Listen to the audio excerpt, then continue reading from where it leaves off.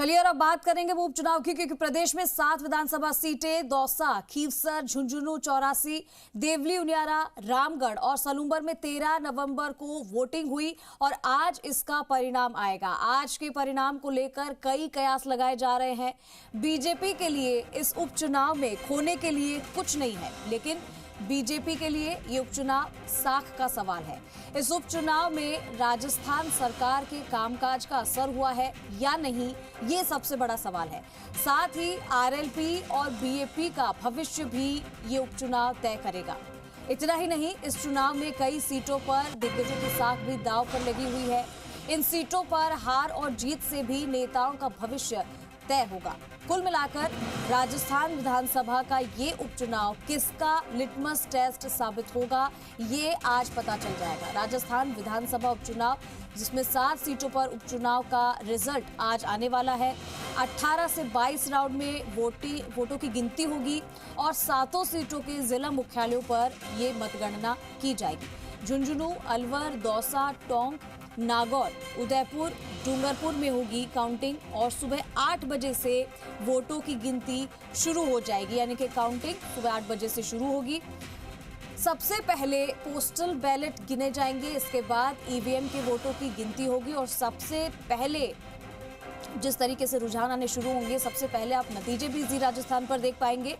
और आज जी राजस्थान महा कवरेज दिन भर लगातार आपको दिखाएगा वोटों की गिनती, क्योंकि आज होनी है। 7 सीटों पर उपचुनाव का रिजल्ट आज आने वाला है।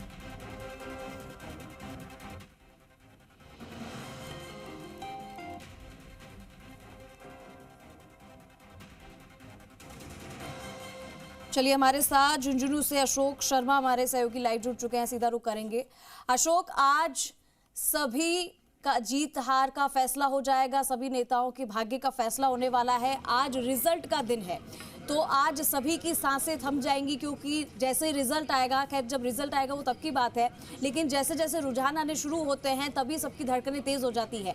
क्या फिलहाल स्थिति है? 8 बजे से काउंटिंग शुरू होगी। बिल्कुल 8 बजे से जो है मतों की गणना शुरू होगी। हम इस वक्त जो है झुंझुनू जिला मुख्यालय के सेठ मोतीलाल कॉलेज के बाहर खड़े हैं, जहां पर जो है मतगणना का कार्य 8 बजे किया जाएगा। अभी सुबह के 6 बजे हैं। अभी 6 बजने के साथ ही जो प्रशासनिक तैयारियां हैं वो लगभग पूरी कर ली गई हैं।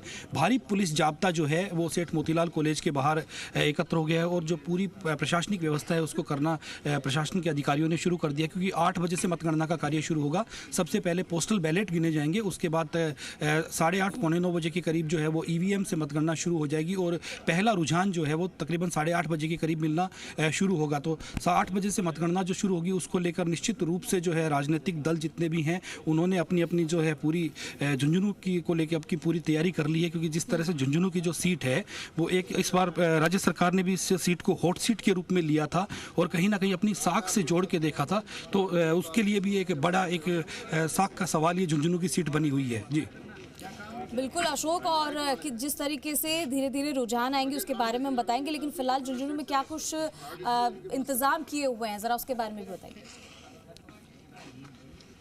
देखिए, मैं आपको बताऊं कि सेठ मोतीलाल कॉलेज में जो है ये मतगणना का कार्य किया जाएगा। इसके लिए जो है 12 टेबल लगाई गई हैं, जिस पे 22 राउंड की मतगणना होगी। 66.14% यहाँ पे जो है मतदान 13 तारीख को हुआ था और उसके बाद में जो है लगातार उसकी मतगणना की जो तैयारियां प्रशासन द्वारा की जा रही थी और अब कुछ ही देर में 8 बजे के करीब ये मतगणना का कार्य शुरू होगा, जिसके लिए तैयारियाँ लगभग की जा चुकी हैं। कितने राउंड में यहाँ पर वोटों की गिनती होगी और किस तरीके से यहाँ पे तैयारियां की जा चुकी है, किस तरीके से सुरक्षा व्यवस्था के बीच वोटों की गिनती करवाई जाएगी? अशोक, ठीक है, इसी बीच आपको सुनाते हैं अशोक गहलोत क्या कुछ कर आपको सुनाते हैं।